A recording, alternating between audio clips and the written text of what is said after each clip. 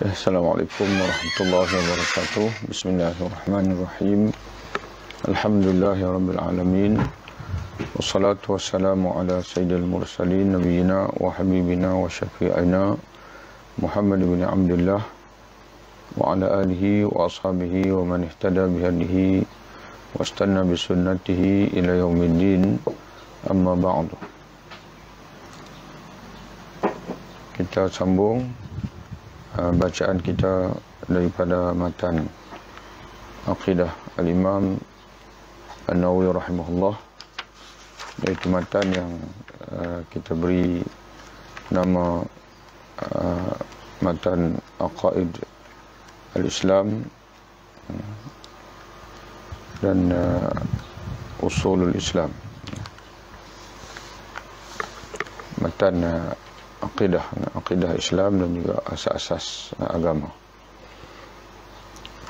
Tuan-tuan dan puan yang dirahmati Allah Subhanahu wa taala sekalian, kita berhenti pada matan yang berbunyi qal musannif rahimahullah wa nafa'anallah bi 'ulumihi fid dharain amin, dalam muka surat 16 dalam muka surat 16 PDF yang bertajuk 8 matan Aqidah Ahlussunnah wal Jamaah.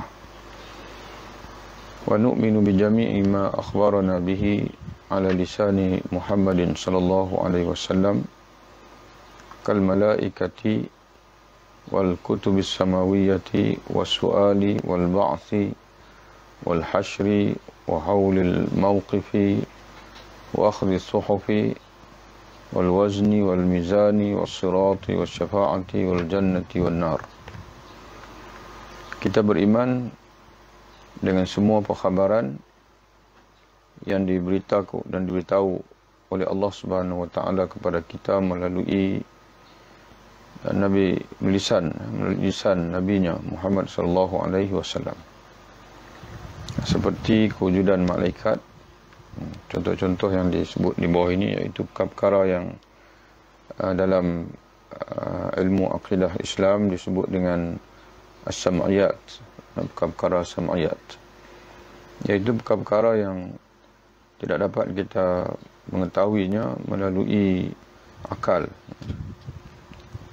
akan tetapi diketahui melalui perkhabaran yang kita dengar daripada Nabi kita Muhammad sallallahu alaihi wasallam, dan dari ayat-ayat Al-Quran yang baginda sampaikan ataupun dari hadis-hadis baginda sallallahu alaihi wasallam. Namun demikian, dalam kaedah ataupun usul yang lebih menyeluruh, kita bukan saja wajib menerima, meyakini dan mengamalkan perkara sam'iyat, bukan saja wajib meyakini perkara sam'iyat, malah sebagaimana disebut dalam matan ini, iaitu wa nu'minu bi jami'i ma akhbarana bihi ala lisani nabiyina Muhammadin sallallahu alaihi wasallam. Kita beriman dengan semua perkhabaran, semua khabar yang disampaikan oleh Nabi kita Muhammad sallallahu alaihi wasallam, karena Allah Subhanahu wa taala sendiri menegaskan dalam Al-Quran, wa ma yantiqu 'anil hawa in huwa illa wahyu yuha. Tidaklah dia, yakni Muhammad sallallahu alaihi wasallam, itu bertutur daripada hawa nafsunya. In huwa illa wahyu yuha, tidaklah yang ia tuturkan melainkan semuanya adalah wahyu yang diwahyukan kepadanya. Jadi tuan-tuan dan puan yang dirahmati oleh Allah Subhanahu wa taala sekalian, itu dipanggil kefahaman akidah kita yang asas. Akidah yang asas iaitu wa nu'minu bi jami'i ma akhbarana bihi ala lisani Muhammadin sallallahu alaihi wasallam. Nah, kita beriman dengan semua perkhabaran yang diberitahu oleh Allah Subhanahu wa taala kepada kita melalui lisan Nabi kita Muhammad sallallahu alaihi wasallam. Kal malaikah, seperti ini contohlah, contoh-contoh perkara yang telah disampaikan oleh Nabi Muhammad yang wajib kita semua yakini dengan sepenuh hati tanpa sebarang keraguan ataupun kesangsian. Seperti kewujudan malaikat, kitab-kitab samawi, iaitu Taurat, Injil, Zabur, Al-Quran dan juga As-Suhuf, Suhuf. Soalan kubur daripada malaikat Munkar Nakir dalam kubur, kebangkitan setelah mati, perhimpunan di mahsyar, kedahsyatan ketika berada di mahsyar, suasana haulil mauqif dipanggil, suasana yang sangat menakutkan, menggemparkan, khususnya bagi orang-orang yang tidak beriman kepada Allah Subhanahu wa taala ketika manusia hadir di mahsyar, berdiri menunggu hisab daripada Allah Subhanahu wa taala. Penerimaan buku catatan amalan disebut dengan wa akhdhil suhuf, dalam matan wa akhdhi as-suhuf. Orang beriman akan menerima dengan tangan kanan dan arah depan. Orang kafir pula akan menerima dengan tangan kiri dan dari arah belakang. Itu tanda, alamat. Orang yang menerima buku catatan dengan tangan kanan, itu alamat keredaan Allah, alamat bahwasanya dia akan berada dalam syurga insya-Allah. Wazan wal mizan, timbangan, al-waznu timbangan, wal mizan penimbang. Semua amalan-amalan manusia akan ditimbang oleh Allah. As-sirat, as-sirat itu titian yang membentang di atas neraka Jahannam, yang bermula daripada mahsyar berakhir dengan syurga. Dan sesiapa yang jatuh ke neraka, wal'iyadzubillah, dan siapa yang melepasinya, berjaya melintasinya, maka dia akan masuk dalam syurga Allah Subhanahu wa taala. Dan akhirnya wal jannati wan nar, syurga dan juga neraka. Wa kullu ma ulima min ad-dini bil darurati fal iman bihi wajibun wal jahidu bihi kafirun. Semua yang diketahui dari agama secara daruri, semua yang diketahui daripada agama secara daruri, maka beriman dengannya adalah wajib. Beriman dengannya adalah wajib. Apa makna secara daruri, iaitu sedia dimaklumi, yang pasti dari agama dan tanpa wujud lagi sebarang keraguan, dan tidak ada khilaf dengan ulama. Mana sedia dimaklumi. Kalau orang Islam itu, mana dia sedia dimaklumi bahasanya wajib sembahyang, wajib puasa. Semua orang tahu. Termasuk orang tak sembahyang sendiri pun dia tahu bahasanya sembahyang, salat 5 waktu adalah fardu. Puasa Ramadan adalah fardu. Haji juga fardu dan sebagainya. Maka dia wajib beriman. Wajib beriman. Wal jahidu bihi kafirun. Dan orang yang menyangkalnya adalah kafir. Jadi seorang mukmin, sebagai contohnya, dia menyangkal dan dia menafi, dia menolak bahwasanya dalam Islam ini ada kewajipan salat fardu 5 waktu sehari semalam. Dan dia boleh dihukum sebagai murtad ataupun kafir, kecuali kalau dapat dibuktikan bahwasanya dia merupakan seorang yang hadithu ahadin bil Islam, seorang yang baru masuk Islam, baru kemarin masuk Islam. Dia menafikan, mana ada logiknya, dia mungkin belum mengetahui. Jadi ala kulli hal, matan ini ingin menegaskan kepada kita bahawa dalam akidah, menjadi satu akidah yang wajib diyakini bahwasanya seorang Muslim itu wajib percaya, wajib memahami dengan segala ajaran-ajaran agama yang telah sabit dengan nas yang qat'i, yang tidak ada sebarang pertikaian di kalangan para ulama, bahkan di kalangan kaum muslimin yang taat kepada Allah Subhanahu wa taala.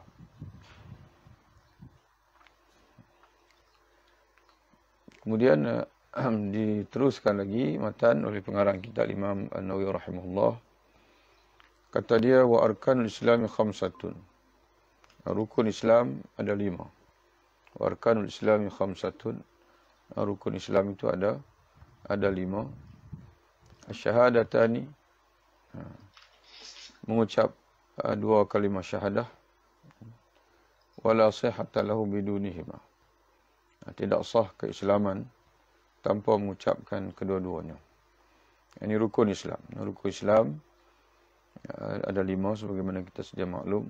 Ini juga termasuk di antara ma'ulima min ad-din bid-darurah. Perkara yang diketahui daripada agama secara daruri, secara yang bersifat qat'i. Yang diketahui, yang sedia dimaklumi, yang sedia diketahui dalam agama, yang jika ditolak akan menjadi murtad ataupun kafir. Di antaranya adalah tentang rukun Islam yang 5. Yang pertama, mengucap 2 kalimah syahadah, di mana tidak sah keislaman tanpa mengucap 2 kalimah syahadah. Yang kedua, mengerjakan salat. Yang ketiga, menunaikan zakat. Yang keempat, mengerjakan haji. Dan yang kelima, berpuasa di bulan Ramadan. Di bulan Ramadan. Wa syurutuhu al-bulughu wal-aqlu illa fi at-tabi'iyyati. Wa bulughu ad-da'wati wal ikhtiyaru illa fi al-harbi wal-murtad wal ityanu bi syahadataini wa tartibuhuma wa muwalatuhuma wa lafdhu ashhadu fihima wa ma'rifatul ma'na al-muradu minhuma wal iqraru bima ankarahu ma'ahuma wa tanjizu. Adapun syarat-syarat keislaman. Syarat-syarat keislaman iaitu yang bermaksud syarat-syarat sahnya keislaman seseorang. Apabila seorang itu sebagai contohnya dia asalnya kafir, dia asalnya kufur pada Allah Subhanahu wa taala, kemudian dia ingin meluk Islam. Dan kita menyebutkan tadi bahwasanya perkara yang paling awal yang mesti dia lakukan adalah mengucap 2 kalimah syahadah. Yang di samping di sana untuk memastikan ucapannya itu sah dan diterima oleh Allah Subhanahu wa taala dan juga diakui oleh sekalian orang Islam yang lain, maka di sana para alim ulama kita menyebutkan beberapa syarat. Beberapa syarat. Jadi yang pertamanya adalah baligh dan juga berakal. Baligh dan juga berakal.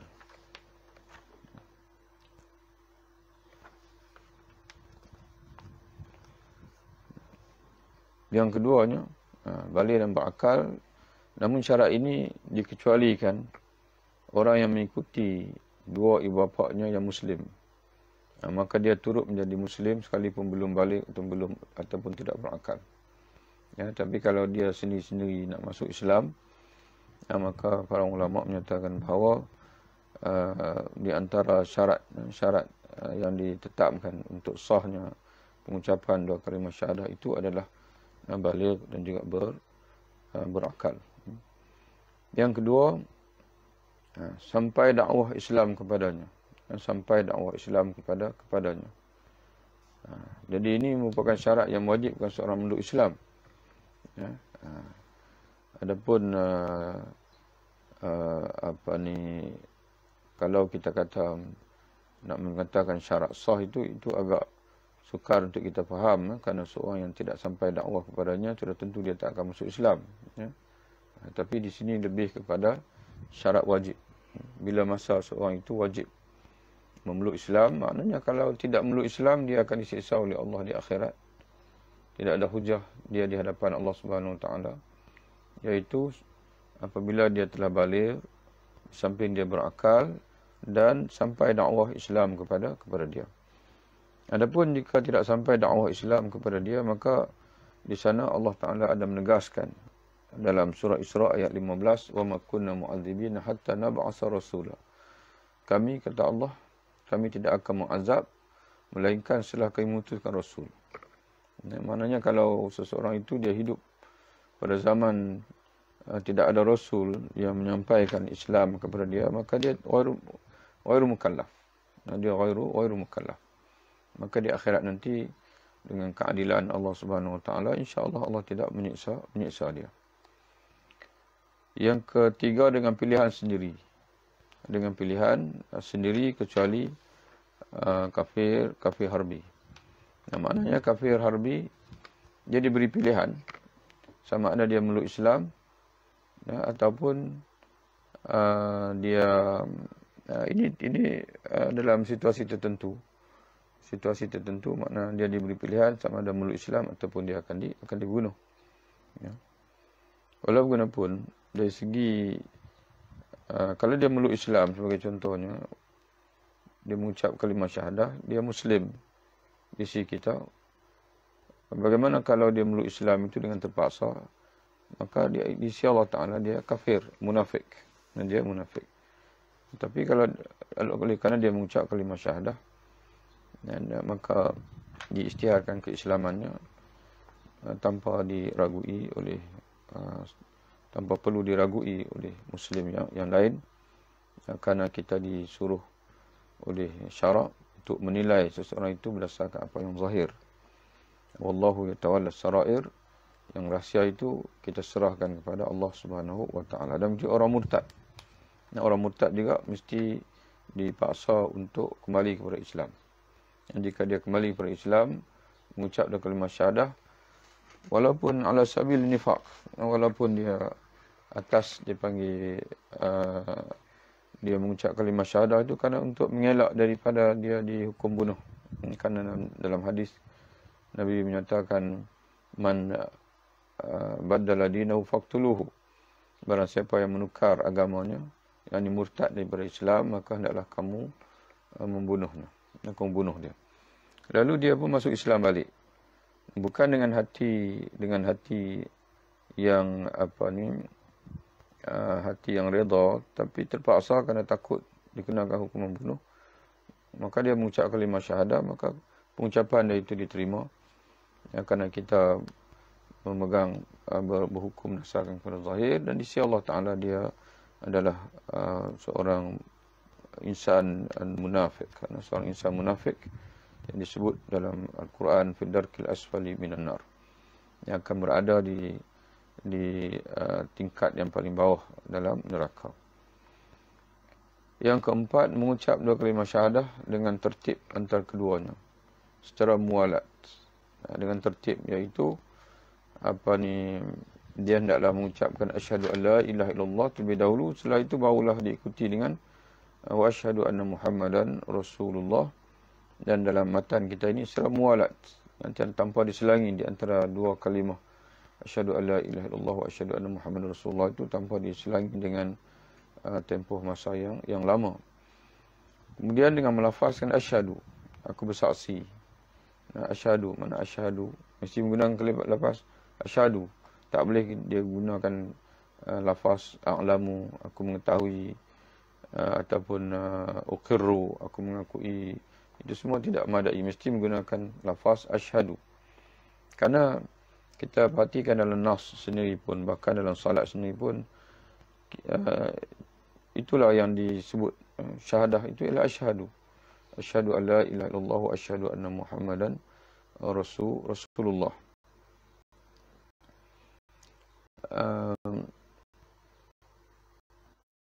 Pada kedua-dua sekali, sama ada syahadah la ilaha illallah ataupun Muhammad Rasulullah, mesti menggunakan lafaz asyhadu.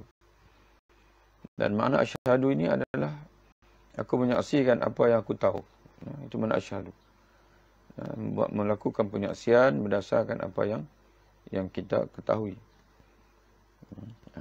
Jadi dalam kes ini bersaksi, maka mula bersaksi ini, maka aku meyakini, aku mengetahui, aku mengakui, dan aku bersaksi di hadapan kamu semua bahwasanya tidak ada Tuhan melainkan Allah Subhanahu wa taala, dan bahwasanya Muhammad itu adalah Rasulullah sallallahu alaihi wasallam. Mengetahui makna yang dikehendaki dari keduanya. Jadi hendaklah bersaksi dalam keadaan faham, yang tahu. Hendaklah diajar serba sedikit, selok-belok. Makna ilah, makna dipanggil isbat, nafi.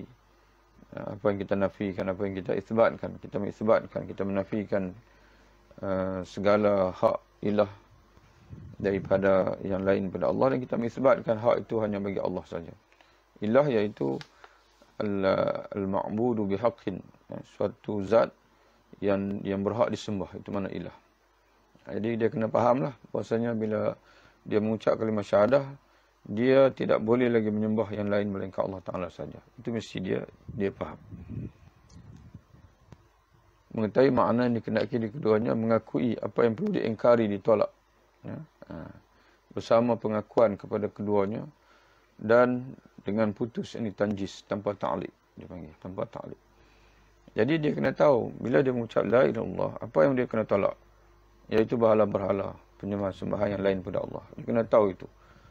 Dan dia kena nafikan. Apa yang dia kena nafikan? Sebagai contoh, kalau dia orang Kristian, bila dia mengucap saja asyhadu an la ilaha illallah wa asyhadu anna Muhammadan Rasulullah, maka dia kena nafikan i'tiqad bahwasanya Tuhan itu ada anak. Yang dia kena nafikan daripada akidahnya, daripada keyakinan dia. Kerana terkandung dalam la ilaha illallah bahwasanya Allah itu esa, termasuk esa itu adalah Allah itu tidak ada anak. Lam yalid wa lam yulad wa lam yakul lahu kufuwan ahad. Dan tidak ada yang sebanding dengan dia, tidak ada yang setara dengan dia. Dan menjadi syarat sah juga kalimah syahadah itu untuk sebagai bukti keislaman itu hendaklah dilafazkan dengan putus, tanjis. Yang dilafazkan dengan putus, ya. Iaitu lebih jelas lagi, kalimah syahadah itu dilafazkan, dituturkan dengan jazam, ya, tanpa teragak-agak. Itu jazam. Jazam ni makna jazam memberi makna ada mutawayur. Ya. Makna kita akan berubah lagi, itu jazam. Kita tak akan berubah. Itulah akidah kita, mentauhidkan Allah dan juga bernabikan Nabi Muhammad SAW. Dan begitu juga tanpa sebarang ta'liq, yakni tanpa digantungkan dengan sesuatu. Dan saya akan kekal dengan akidah la ilaha illallah ini, melainkan kalau di sana ada orang yang memujuk saya sebagai contoh. Itu dipanggil ta'liq, dia menta'liq. Ataupun kalau dia memberi sesuatu yang saya nak, maka saya akan kekal dalam Islam. Selagi bantuan kepada saya berterusan, sebagai contoh, saya akan kekal dalam Islam. Tapi kalau bantuan diputuskan, saya akan kufur, sebagai contoh, dia sebut begitu. Maka pada ketika itu juga keislaman dia gugur. Kerana akidah tauhid pada Allah, kalimah syahadah, tidak boleh menerima ta'liq. Dan tanpa taswif, iaitu tanpa sebarang bentuk penangguhan. Ya, saya nak masuk Islam besok ataupun minggu depan, itu maknanya semua itu tidak. Sekalipun dia mengucap kalimah syahadah, dan minggu depan saya akan mengucap la ilaha illallah Muhammad Rasulullah. Mana akan? Ya. Dia bukan pengakuan itu tidak diistiakan sekarang, tapi disebut dalam bentuk akan. Ada mutaswif. Kemudian haqiqatul iman, ya, kata pengarang kitab kita lagi, dan haqiqatul iman at-tasdiqu billahi wa malaikatihi wa kutubihi wa rusulihi wal yaumil akhir wa bil qada'i khairihi wa syarrihi. Hakikat iman itu ialah membenarkan, at-tasdiq. Ya, jadi tuan-tuan yang ada kitab ni kena tambah sikit. Ya. At-tasdiq ialah membenarkan dengan hati. Ya, bukan membenarkan dengan lidah. Membenarkan lidah itu disebut sebagai iqrar, dipanggil. Iqrar bil lisan. Nah, yang itu bukan hakikat iman. Itu pengisytiharan kepada iman. Nah, pengakuan dengan lidah itu adalah pengisytiharan iman di hadapan manusia. Ya, di hadapan manusia yang lain, kerana jika kita tidak mengisytiharkan keyakinan kita, hakikat tasdiq, membenarkan hati yang adalah hati kita, orang tak tahu. Orang tidak dapat menghukum kita sebagai seorang Muslim. Jadi kita perlu pengisytiharan. Ada di sana berlaku pengisytiharan tapi tanpa hakikatul iman, tanpa tasdiq. Maka itu yang menyebabkan seorang jadi munafik. Jadi munafik. Dan di sana ada lagi pula satu istilah, iaitu kamalul iman. Ya, kamalitul iman. Jadi di sana ada usul iman, dipanggil iaitu ada hakikatul iman, iaitu benarkan dengan hati. Ada dipanggil pengisytiharan iman, iaitu pengakuan dengan lidah, dan ada kesempurnaan iman, iaitulah beramal. Yang beramal dengan anggota. Jadi sebab itu orang yang ada hakikatul iman itu tasdik, dia yakin membenarkan Allah. Dan itu disebut di sini membenarkan malaikatnya, membenarkan, yakni percaya dengan hati Allah, dia percaya dengan hati malaikat-malaikat Allah dan kewujudan malaikat-malaikat Allah. Dia percaya dengan hati kitab-kitab Allah, rasul-rasul Allah, hari akhirat, qada dan qadar. Maka dia beriman kepada Allah. Habis macam mana kalau dia tak semayang, tak puasa? Mana dia beriman, mukmin di sisi Allah, di sisi kita, tapi mukmin yang naqis, orang beriman yang kurang, ataupun disebut dengan mukmin naqis, itu dipanggil mukmin al-fasiq, mukmin yang fasik. Jadi mukmin al-fasiq ghairul kafir, dia bukan kafir. Mukmin yang fasik bukan kafir. Mana dia berbeza dengan orang yang tak pernah meyakini Allah, malaikat, rasul, kitab, qada dan qadar, hari akhirat dan sebagainya. Dia berbeza. Tapi dia fasik, dan dia orang yang berdosa, orang yang beriman tidak sempurna, karena dia tidak beramal. Dia tidak melaksanakan arahan-arahan daripada syariat. Wa umurud dini salasatun. Urusan agama itu ada 3. Urusan agama ada 3. Ini dipanggil, kita sebut sebagai tanda kepatuhan. Tanda kepatuhan kepada agama itu adalah ada 3. Yang pertama kata dia ittiba'ul awamir, mengikuti segala perintah Allah. Segala perintah Allah, semayang, puasa, zakat, haji dan sebagainya. Wa ijtinabun nawahi. Yang kedua, menjauhi segala larangan, menjauhi zina, minum arak, menjauhi ada larangan-larangan ni, ada yang berkait dengan mata, ada yang berkait dengan mulut, ada yang berkait dengan tangan, kaki dan sebagainya. Jadi kita menjauhi semua sekali. Itu tanda kepatuhan kepada agama. Dan yang ketiga ni ialah berserah kepada qada dan qadar. At-taslimu lil qada'i wal qadar. Berserah kepada qada dan qadar. Ini sebagaimana disebut oleh Nabi SAW. Inilah hadis, la yu'minu al-mar'u hatta yu'mina bil qadari khairi wa syarrih. Yang tidak beriman seseorang itu sehinggalah dia beriman, dia percaya, dia mengakui dengan qada, ini ketentuan Allah, sama ada yang baik ataupun yang buruk. Yang disebut yang baik, sama ada yang baik dan yang buruk yang berlaku di alam ini, semuanya ditentukan oleh Allah Subhanahu wa taala. Cuma di sana ada ketentuan Allah. Allah Ta'ala menentukan, pada yang sama dia meredai, dan ada yang Allah tentukan tapi pada yang sama tapi dia tidak meredainya. Allah yang menentukan ada di kalangan hamba-hambanya yang beriman dan dia redha. Dan Allah jugalah yang menentukan ada di kalangan hamba-hambanya yang kufur dan dia tidak redha dengan kekufuran tersebut.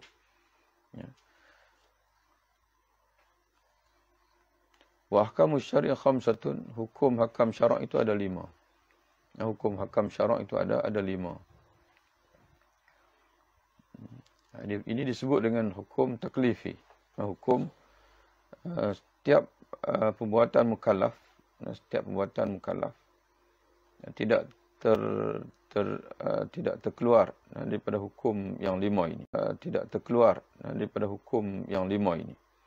Yaitu wajib, yang kedua mandub, yang ini sunat, yang ketiga haram, yang keempat makruh, dan yang kelima mubahun. Ini akan penulis kitab kita ini, Imam An-Nawawi rahimahullah, dia akan huraikan apa makna wajib, apa makna mandub, apa makna haram, apa makna makruh dan apa makna mubah. Maka kata dia fal wajibu, maka suatu yang wajib itu al-wajibu, maka suatu yang wajib itu ialah ma yuthabu ala fi'lihi wa yu'aqabu ala tarkih. Suatu amalan atau perbuatan yang diberi pahala melakukannya dan diseksa apabila meninggalkannya. Itu makna wajib. Yang mesti dilakukan. Wajib ialah perbuatan-perbuatan ataupun tindakan-tindakan yang ditetapkan oleh syarak mesti dilakukan. Mesti itu macam mana? Iaitu kalau dilakukan diberi pahala dan jika ditinggalkan akan diseksa dengan kehendak Allah lah. Kalau Allah tak nak mengiksa itu juga adalah dengan kehendak dia. Wal mandubu ma yusabu ala fi'lihi wa la yu'aqabu ala tarkih. Mandub pula ini sunat. Ialah amalan yang diberi pahala melakukannya namun tidak diseksa meninggalkannya. Itu yang disebut sebagai sunat. Wal haramu, yang haram pula amalan yang diberi pahala meninggalkannya. Ma yusabu ala tarkih, diberi pahala meninggalkannya. Cuma kena letak sikit, iaitu dengan niat kerana Allah. Jika ditinggalkan dengan niat kerana Allah Subhanahu wa taala. Wa ya'aqabu 'ala fi'lihi, dan diseksa kerana melakukannya. Kalau buat dikira berdosa dan boleh mungkin diseksa oleh Allah kalau dia inginkan. Mana suatu amalan yang kalau ditinggalkan kerana mematuhi perintah Allah akan diberi pahala, tapi kalau dilakukan maka akan menyebabkan seseorang itu diseksa oleh Allah Ta'ala.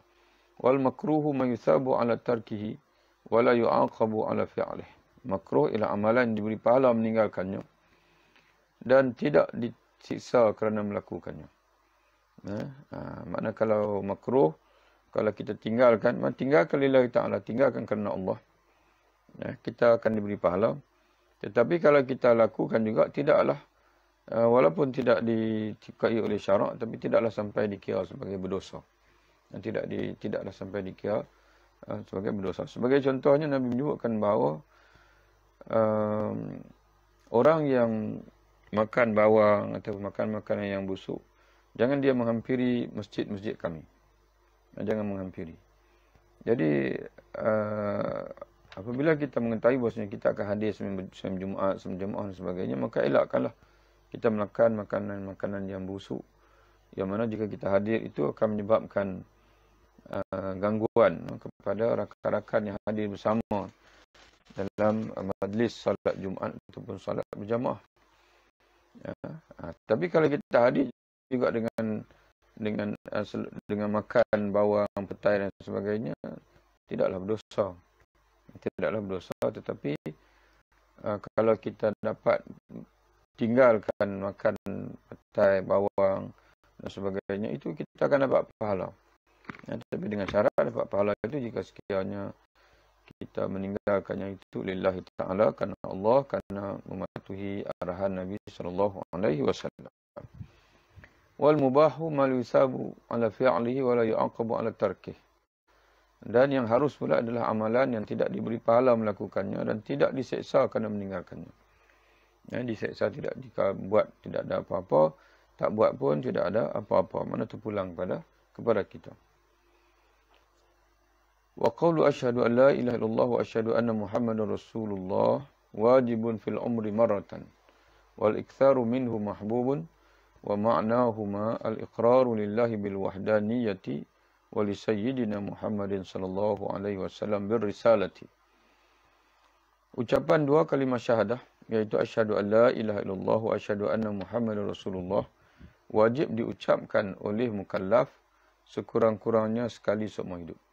Sekurang-kurangnya sekali seumur hidup. Jadi wajib di sini kita sebut sebagai wajib dari sudut iman. Wajib dari sudut iman. Iaitu kadar minima yang perlu diucapkan oleh seseorang untuk dia tidak kekal selama-lamanya dalam neraka. Yang tidak kekal selama-lamanya dalam neraka. Dan juga untuk membolehkan dia atau untuk melayakkan dia mendapat syafaat daripada Nabi Muhammad SAW. Tapi dari segi akidah, sekurang-kurangnya sekali orang yang pernah mengucap kalimah syahadah, dua kalimah syahadah, dia adalah ahli syurga. Maknanya walaupun mungkin kemungkinan dia diseksa oleh Allah kerana engkar, kerana tidak mengerjakan salat dan sebagainya, tapi dia tetap akan masuk syurga insya-Allah sebagai berdasarkan apa yang dapat kita faham daripada hadis-hadis Nabi SAW. Tapi dari sudut amali, yang kata orang mukallaf, nah dia wajib mengucapkan kalimah syahadah ini pada setiap hari tidak kurang 5 kali. Nah, kerana dia termasuk dalam rukun salat. Rukun salat. Sebagaimana kita sedia maklum bahwasanya setiap orang Islam wajib mengerjakan salat 5 waktu sehari semalam. Dan salah satu daripada rukun salat ialah tasyahud. Di mana bacaan tasyahud ini di hujungnya kita melafazkan asyhadu alla ilaha illallah wa asyhadu anna Muhammadan Rasulullah. Makna dua kalimah syahadah ini penting. Nah, ini keistimewaan yang ada dalam kitab kita ini berbanding dengan mata-mata akidah yang lain. Nah, Imam Nawawi rahimahullah dalam bahasa yang cukup ringkas, yang sedikit, tapi dia seolah telah mengungkapkan kesemua perkara-perkara yang asas dalam kehidupan seorang Muslim. Termasuk dia menerangkan bila kita mengucap kalimah syahadah, sekurang-kurang makna yang mesti ada dalam diri seorang yang mengucap kalimah syahadah itu ialah iaitu pengakuan bagi Allah dengan bersaksi atas keesaannya. Iaitu bagi ucapan kalimah yang pertama. Makna apa yang kita kena hadir dalam hati bila kita sebut asyhadu alla ilaha illallah, iaitu bahwasanya Allah adalah Tuhan yang Maha Esa.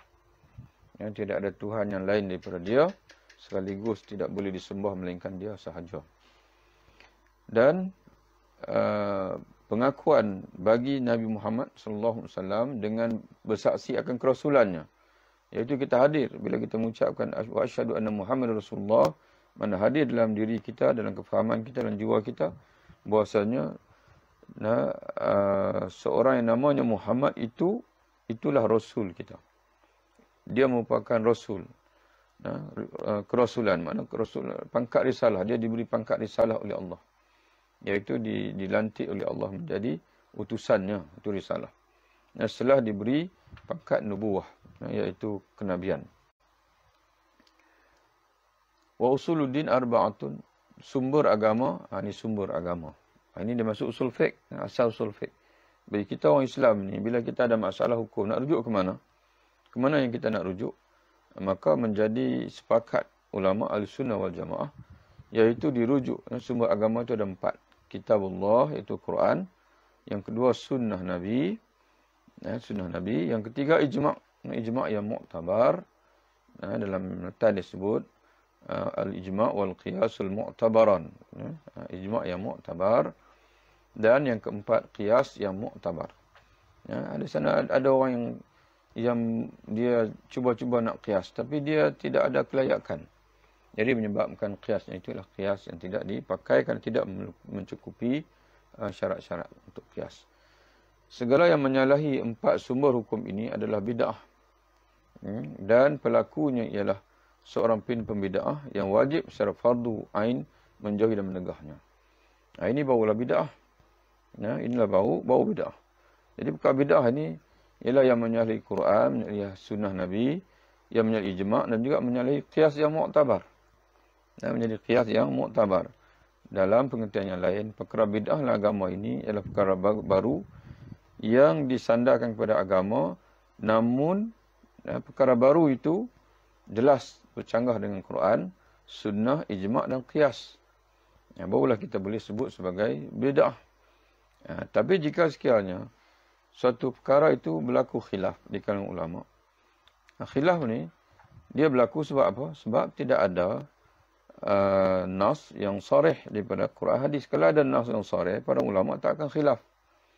Ataupun suatu nas itu kalau sarih sekalipun, tapi dilalah dia tidak sarih, dan dilalah dia bersifat zanni, maka itu juga mungkin boleh berlaku khilaf di kalangan ulama. Maka dalam perkara khilaf ini tidak boleh ditomah dan mana-mana pandangan itu dan sebagai bid'ah. Sebagai contoh, nas yang sarih, yang qat'i, tapi dilalah dia zanni, contoh. Maka menyebabkan berlaku khilaf. Sebagai contohnya, dalam ketika kita mengambil wuduk, kita akan baca dalam nas, Allah Ta'ala menyebutkan, wamsahu biru'usikum. Wamsahu biru'usikum. Sapulah, dan sapulah kepala kamu. Okay? Nas yang sama, tapi ada 4 mazhab. Nas yang sama, dan semua keempat-empat ulama mazhab ini menerima bahwasanya nas ini sifatnya qat'i. Tapi kenapa mereka berbeza lagi dalam kadar sapuan? Imam Malik rahimahullah, dia memfatwakan, ya, maksud ayat ini ialah menyapu keseluruhan kepala. Sebab itu dia memfatwakan bahawa wajib ketika wuduk kita menyapu air ke seluruh kepala. Imam Abu Hanifah pula dia kata 1/4 kepala sudah madai. Dan 1/4 kepala sudah madai. Kemudian Imam Syafi'i rahimahullah memberi fatwa dengan sedikit sapuan, dengan satu jari, walaupun yang mengenai itu 1-2 urat pun sudah madai. Jadi kita timbul persoalan, nas qat'i daripada Allah Subhanahu wa taala. Tapi kenapa ulama masih khilaf? Karena dipanggil struktur ayat itu sendiri membuka ruang untuk khilaf. Imam Abu Hanifah, Imam Syafi'i, dia menyatakan bahawa dia melihat kepada istilah sapu itu sendiri. Allah Ta'ala kata sapu, wamsahu. Kalau kita basahkan satu jari dengan air, kemudian kita sapu, adakah itu dinamakan sapu? Maka kita akan jawab, ya, sapu itu juga sapu. Maka kata dia, memadailah sebagai yang wajib. Tapi kalau nak sunat, sapu semua. Tapi kadar wajib, kerana istilah sapuan itu dengan satu jari itu pun sudah dipanggil sapu. Okey. Tapi Imam Malik kata, Imam Malik pula dia tengok kepada ru'us kepala. Allah Ta'ala kata menyapu kepala. Kepala tu mana? Satu. Yang ini kepala ke tidak? Kepala. Yang tengah, kepala juga. Yang belakang, kepala juga. Jadi Allah Ta'ala kata sapu kepala, mana keseluruhan kepala lah. Ya? Itu hujah Imam Malik. Imam Abu Hanifah pula, dia tengok kepada alat sapuan. Sapu kepala tu dengan apa? Dengan tangan. Tangan luas mana? Tangan luas ini. Mana? Kata dia lebih kurang 1/4. 1/4 kepala. Jadi, tak boleh bila kita kata seorang tu dia berpegang dengan pandangan Imam Malik, wajib sapu kepala. Lalu dia kata menyapu sedikit itu bid'ah. Ya, tak boleh. Sebab fatwa Imam Syafi'i itu tidak bercanggah dengan Quran, hadis, ijma' ulama dan juga qiyas. Ia tidak boleh sebut sebagai bid'ah. Jadi begitulah juga ada setengah orang bila dia yakin ataupun dia meyakini pandangan yang menyatakan bahawa baca tahlil, baca Quran dan sebagainya itu tidak sampai. Dia pegang dengan pandangan itu. Lalu dia senang-senang sebut kata orang yang mengadakan majlis tahlil, yang buat majlis untuk mendoa, yang baca Quran, berzikir selawat untuk hadiah bersih mati, itu bid'ah. Padahal perkara itu disabitkan, diputuskan oleh ulama yang menyatakan sampai. Iaitu Imam Abu Hanifah yang fatwakan sampai, baca Quran sampai dan sebagainya berdasarkan kepada qiyas. Iaitu mengkiaskan kepada haji. Haji sepakat para ulama menyatakan sampai, kerana Nabi sendiri sebut bila sahabat tanya, ya Rasulullah, ibu ataupun ayah saya meninggal dan dia tak sempat buat haji, dan saya yakin kalau dia masih ada sakit baki umur, dia akan buat haji. Boleh tak saya buat haji untuk dia? Maka Nabi kata buatkan haji untuk dia. Jadi sampai. Kemudian puasa pula, Nabi kata siapa yang mati dengan meninggalkan, seorang yang mati dengan meninggalkan puasa, adalah berpuasa untuknya keluarganya, ataupun mereka bayar fidyah. Bukan dia yang keluarkan fidyah, dia dah meninggal. Orang lain, Nabi suruh orang lain. Jadi menunjukkan sampai. Maka dikiaskan kepada, kalaulah puasa sampai, haji sampai, maka Imam Abu Hanifah mengkiaskan, nak bacaan Quran pun baik juga, nak berselawat pun baik juga, bertahlil la ilaha illallah pun baik juga, ya, diredai oleh Allah Ta'ala juga. Jadi dikiaskan pada itu. Jadi sebab itu tidak boleh disebut sebagai bid'ah, dan kita kena ya'taziru ba'duna ba'dan. Hendaklah di antara sama kita itu saling bertolak ansur dalam perkara yang bid'ah. Tapi kalau ada di sana orang yang mengeluarkan pandangan, dia kata bagi saya sembahyang ini tak perlu zaman ini, itu bid'ah. Bid'ah. Nas yang cukup banyak menegaskan kemuliaan sahabat, tiba-tiba Syiah mengeluarkan sahabat ini, banyak sahabat itu yang fasik, yang kafir, yang yang tidak mematuhi. Jadi itu bid'ah. Dan kerana jelas bercanggah dengan kemuliaan sahabat yang banyak disebut oleh Quran oleh hadis Nabi dan sebagainya. Last kali, akhir, alhamdulillah, kita dalam 2 siri kita sampai di penghujung penamat insya-Allah. Wa min matlub i'tiqadu man alima wa amila wa lazama adab syari'ati was suhbat salihin. Wa amma man kana masluban aqluhu aw maghluban alayhi kal majazibi wa nusallimu lahum wa nufawwidu ila Allah sya'nahum ma'a wujubi inkari ma yaqum minhum mukhalifan li zahiril amri hifzan li qawanin syar'i. Yang dituntut oleh agama ke atas setiap mukallaf ialah berakidah. Ini penting. Nah, akidah kita mesti sama dengan akidah orang dulu. Orang dulu tu siapa dia itu? Iaitu sebagaimana akidah para ulama yang beramal saleh dan menjaga adab-adab syariat serta mendampingi orang-orang saleh. Itu. Jadi kalau kita nak ikut, kita terpaksa bertaklid sebagai contoh, masih dalam fiqh, adapun dalam akidah, usul akidah, tak boleh bertaklid. Mesti kita berusaha untuk belajar dan untuk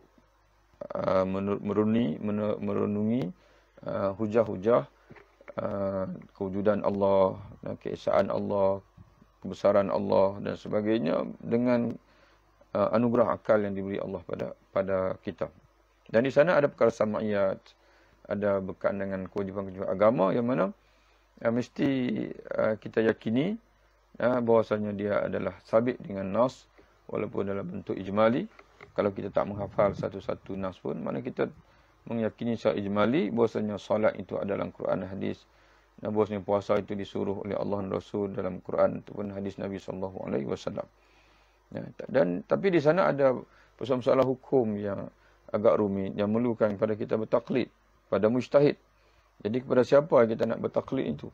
Dan ada kalanya kita perlu bertanya. Kita perlu bertanya sebagaimana Allah Taala menyebutkan fasalul ahli-dzikri in kuntum la ta'lamun. Bertanyalah kepada ahlul ilmi yang sentiasa mengingat Allah, bukan ahli ilmu yang alpa, itu mana ahli dzikri. Ahli dzikri itu ahli ilmu yang takut kepada Allah, yang ingat kepada Allah. Nah, itu sebab itu Allah Taala menggunakan tanyalah kamu kepada ahli dzikri. Nah, orang yang ingat kepada Allah, iaitu orang berilmu yang ingat kepada Allah Ta'ala, in kuntum la ta'lamun, jika kamu tidak mengetahui. Jadi di sana ada ketikanya kita perlu bertanya, kita perlu ikut, kerana kita bukan mujtahid, tak mampu nak istimak sendiri. Maka persoalan sekarang ni, siapa yang boleh kita ikut itu? Iaitu para ulama yang beramal saleh dan menjaga adab-adab syariat dan serta mendampingi orang saleh. Adapun, ini penting, adapun orang yang tidak keruan akal mereka, seperti golongan al-majazib, iaitu setengah daripada ahli sufi. Setengah daripada ahli sufi, termasuk ulama sendiri. Yang dikatakan pada ketika mereka berada dalam keadaan fana itu, mereka melafazkan ucapan-ucapan yang zahirnya kufur, ataupun dalam tulisan-tulisan mereka itu, walaupun kita menghormati mereka kerana mereka itu orang yang alim dan sebagainya, contoh macam Ibnu Arabi dan sebagainya, tapi tak boleh ikut. Tidak boleh diikuti. Adapun orang yang tidak keruan akal mereka sebagai golongan al-majazib, maka urusan mereka itu kita serahkan kepada Allah. Dengan pada yang sama wajib kita mengingkari perlakuan mereka yang bercanggah dengan arahan Allah yang nyata itu. Tak boleh ikut. Siapa saja, besar manapun ulama, tokoh itu hebat macam mana sekalipun, kalau dia mengeluarkan sesuatu statement yang bercanggah dengan syariat, maka haram untuk kita ikuti. Jadi sebab itu, selalu kita menegaskan bahawa dalam syariat ini ada tokoh-tokoh yang dipilih oleh Allah yang mu'tamad, dipanggil. Yang mu'tamad. Seperti kalau dalam akidah ini, seperti tokoh Imam Abu Hasan Asy'ari, Imam Abu Hanifah, Imam Ahmad bin Hanbal, dan begitu juga kalau kita bermazhab al-aqidah al-Asy'ariyah, Imam Al-Ghazali, dan begitu juga Imam As-Sanusi, dan Imam Al-Juwaini dan sebagainya. Dan fiqh pula Imam Syafi'i, Imam Maliki, Imam Abu Hanifah, Imam Malik, Imam Abu Hanifah, Imam Syafi'i, dan juga Imam Ahmad bin Hanbal. Bukan sebarangan orang boleh kita ikut. Jadi sebab itu hebat macam mana pun seseorang itu, kita hanya boleh ikut dia. Kata Imam Nawawi, jika sekiranya dia itu seorang ulama yang beramal soleh, menjaga adab syariat, dan serta dipanggil tidak bercanggah dengan 4 sumber tadi, 4 usul tadi. Pendirian itu adalah untuk menjaga. Mana wajibnya kita memelihara pendirian ini untuk menjaga peraturan undang syariat. Menjaga peraturan juga undang-undang syariat. Tuan-tuan dan puan yang alhamdulillah Allah sekalian, demikianlah selesai kita membaca matan yang ketiga. Dan insya-Allah selepas ini kita akan baca matan yang keempat, iaitu matan Aqidatul Al-Awwam. Matan Aqidah Al-Awwam. Sekadar itulah majlis kita pada hari ini. Bagi tuan-tuan dan puan yang terlepas, ada mungkin masuk lewat hari ini, boleh tengok dalam Facebook. Anda juga buat rakaman Facebook. Dan bagi yang terlepas siri yang pertama, kerana kita baca matan ni 2 kali. Matan ni 2 kali. Boleh lihat dalam siri yang pertama kemarin juga live Facebook ya. Bagi yang terlepas matan yang pertama, yang kedua, ada rakaman rakaman insya-Allah. Nanti kita akan kongsikan. Kita baca matan yang pertama, iaitu Aqidah Mursyidah, satu majlis ya. Dan kita juga dah selesai baca matan yang kedua, matan Aqidah Al-Hamawi. Ya, pun satu majlis saja. Cuma matan Aqidah Imam An-Nawawi ni agak panjang sikit, maka memerlukan 2 majlis. 2 majlis. Alhamdulillah kita selesai. Dan berjumpa lagi insya-Allah dalam siri yang berikutnya. Tuan-tuan sekalian, kalau ingin menyertai pembacaan matan ini, kena masuk dalam grup, dalam tim tim Madrasah Ilmu dan Ulama. Tim ni tim yang ana buat khusus untuk pembacaan matan. Pembacaan matan-matan. Matan-matan inilah insya-Allah habis matan selesai kita baca matan akidah ini, kita akan pergi pula matan fiqh. Daripada matan yang kecil sehinggalah matan yang besar. Dan cara pengajian kita ini tidak banyak huraian. Kita fokuskan kepada untuk memahami matan insya-Allah.